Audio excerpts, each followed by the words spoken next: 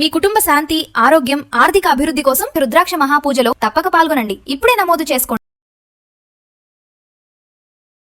నమస్తే రంగారు. నమస్తే అండి. చాలా మంది ఇళ్లలో ఉంటారండి, బయట ఉంటారు, ఇళ్లలో ఉంటారు. మనం చెప్పుకునే మనుషులు ఏంటంటే వాళ్ళకి హెల్ప్ చేసే మనసు ఉండదు. అదే ఏదన్నా జరిగితే మాత్రం జరిగినా జరగకపోయినా మరి తెచ్చుకొని వేలెత్తి చూపించేంత విశాలమైన హృదయం వాళ్ళకు ఉంటుంది.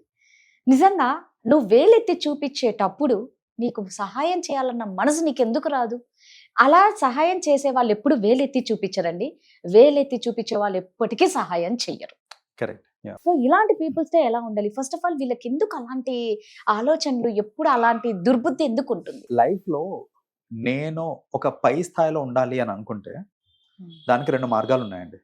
ఒకటి, నా మీద నేను ఫోకస్ చేసి, నా గ్రోత్ మీద నేను ఫోకస్ చేసి నేను ఒక టాప్ లెవెల్కి రీచ్ అవ్వడం అనేది ఫస్ట్ థింగ్. దానికి చాలా హార్డ్ వర్క్ ఇవన్నీ అవసరం, డెడికేషన్, హార్డ్ వర్క్ ఇవన్నీ అవసరం. Yes. రెండో మార్గం ఏంటంటే, నేను టాప్కి వెళ్ళాలంటే నా చుట్టుపక్కల వాళ్ళని కిందికి లాగా. సో నా చుట్టుపక్కల వాళ్ళందరినీ నేను ఇట్లా అణిచి పెట్టాను అనుకోండి, నేను టాప్ లో ఉన్నాను కదా. అంతే కదా. ఇది ఈజీ. కాబట్టి జనాలు ఏంటంటే, ఏం చేద్దాం అనుకున్నా, మంచి ఏదన్నా స్టార్ట్ చేద్దాం అనుకున్నా కూడా విమర్శించడానికి ఫస్ట్ ఉంటారు వాళ్ళు. ఇది వర్కౌట్ కాదు, నీకేమైనా సెన్స్ ఉండి చేస్తున్నావు నువ్వు ఈ పని, ఇట్లాంటివి స్టార్ట్ చేస్తుంటారు. Criticism start Yes. చేస్తుంటారు వాళ్ళు. ఇలాంటి క్రిటిసిజం వినగానే ఏంటంటే మెంటలీ మనం డిస్టర్బ్ అయిపోతాం.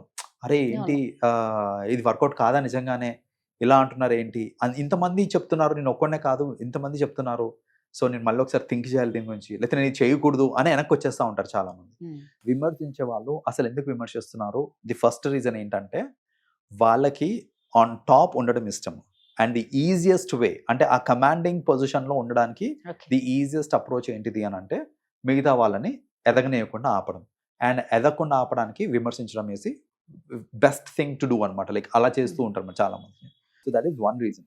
సెకండ్ రీజన్ ఏంటంటే, వాళ్ళ తప్పుల్ని వాళ్ళు కప్పిపుచ్చుకోవడానికి అవతల వాళ్ళ తప్పు మీద ఫోకస్ చేస్తూ ఉంటారు అనమాట. ఇప్పుడు నాకు ఎన్నో డిఫెక్ట్స్ ఉండొచ్చు, లైక్ పర్సనలీ కావచ్చు, ప్రొఫెషనలీ కావచ్చు. నాకు నా డిఫెక్ట్స్ ఏంటో నాకు తెలుసు.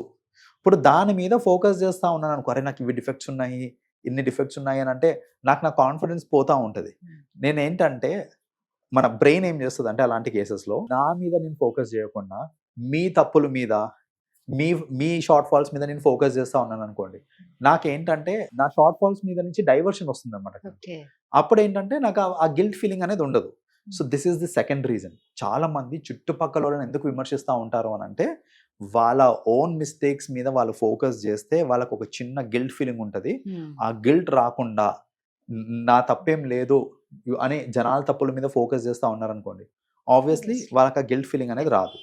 దట్ ఈస్ ద రీజన్ వాళ్ళు విమర్శిస్తూ ఉంటారు అనమాట. మూడోది, జనాల ఫోకస్ కూడా డైవర్ట్ చేయడానికి. ఇప్పుడు నేను ఒక ఫ్యామిలీలో ఉన్నాను, నేను డైవర్ట్ చేయట్లేదు అని అంటే నా షార్ట్ కమింగ్స్ మీద లేకపోతే నా లైఫ్ మీద జనాలు ఫోకస్ చేస్తూ ఉంటారు. అదే నేను ఎవరైనా నా ఫ్యామిలీలోనే విమర్శిస్తున్నాను అనుకోండి, ఇప్పుడు మిగతా ఫ్యామిలీ మెంబర్స్ అందరి ఫోకస్ వాళ్ళ మీదకి వెళ్ళిపోతుంది. అప్పుడు నేను సేఫ్ ప్లే చేయొచ్చు అనమాట. అంటే జనాలు నా మీద ఫోకస్ చేయకుండా ఉండడానికి కూడా పక్కన వాళ్ళని హైలైట్ చేస్తూ ఉంటాం. పక్కన వాళ్ళు చేసే పిచ్చి పనులు కానివ్వండి, వాళ్ళ షార్ట్ ఫాల్స్ కానివ్వండి, దాని మీద ఫోకస్ చేస్తూ ఉంటాం. అయితే ఇక్కడ ఏంటంటే అర్థం చేసుకోవాల్సింది, అలా విమర్శించే వాళ్ళు లైఫ్లో ఎప్పుడు పైకి రారు. ఎందుకనంటే జనరల్ ఏమవుతుంది అని అంటే, మనకి గ్రోత్ అనేది ఇంపార్టెంట్. ఇప్పుడు నువ్వు ఒక పై స్థాయిలో ఉండాలి అని అంటే నువ్వు ఎదగాలి, ఎదిగి పై స్థాయికి వెళ్ళాలి. అప్పుడు లైఫ్లో గ్రోత్ అనేది కనిపిస్తుంది మనకి. అలా కాకుండా పక్కనోళ్ళని నేను ఎదగనీయట్లేదు అని అనుకోండి, దట్ డజంట్ మీన్ నా లైఫ్ గ్రో అవుతుందని కాదు. నేను అక్కడ ఆగిపోయాను అంతే అక్కడికి, రైట్?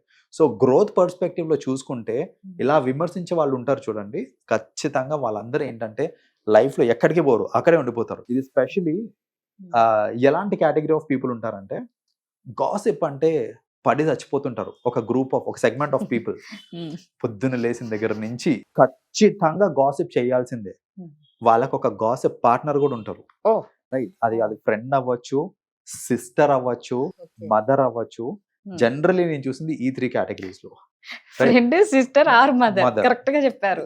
ఇది అంటే ఉమెన్ చూసుకుంటే కనుక గాసిప్ జనరల్ గా వాళ్ళతో చేసుకుంటారు. మెన్ కి వచ్చేసరికి gossip happens between friends, brothers లేకపోతే ఫాదర్ తోటి ఎక్కువ గాసిప్ నడవదు, కొట్టుకోవడమే సరిపోతుంది. సో గాసిప్ అనేది with in friends నడుస్తుంటారు.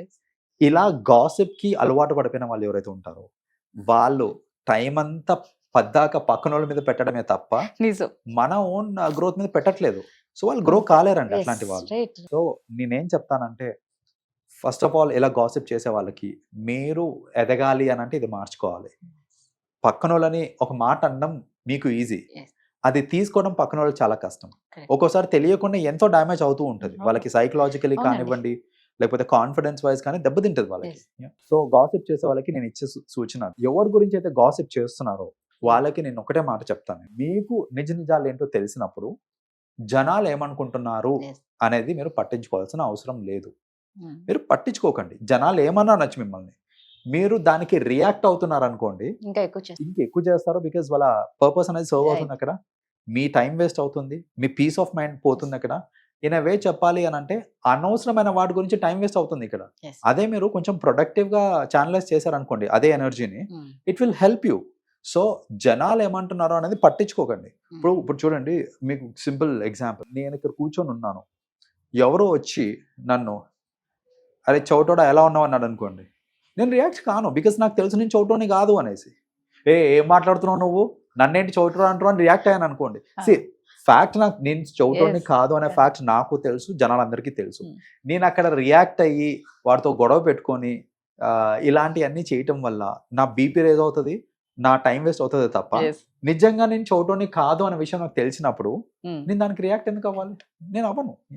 Same thing, Yes. వాళ్ళు ఎవరైనా సరే మిమ్మల్ని ఏలైతే చూపించినప్పుడు నిజాలేంటో మీకు తెలిసినప్పుడు మీరు రియాక్ట్ కాకండి.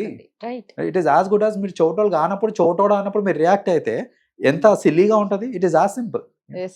So that is what you have to understand. Right. అనవసరంగా రియాక్ట్ కాకండి, టెంపర్మెంట్ మెయింటైన్ చేసి వాళ్ళని పట్టించుకోకండి. సూపర్ అండి. నిజంగా ఫస్ట్ అది చెయ్యాలి. ఎందుకంటే మీరు అన్నట్టు ఒక ఫ్రెండ్, ఒక సిస్టర్, ఒక మదర్, వీళ్ళలో ఎవరో ఒకరు, వీళ్ళ ముగ్గురులో ఒకరు ఉంటారు. అవును. Thank you. వెల్కమ్.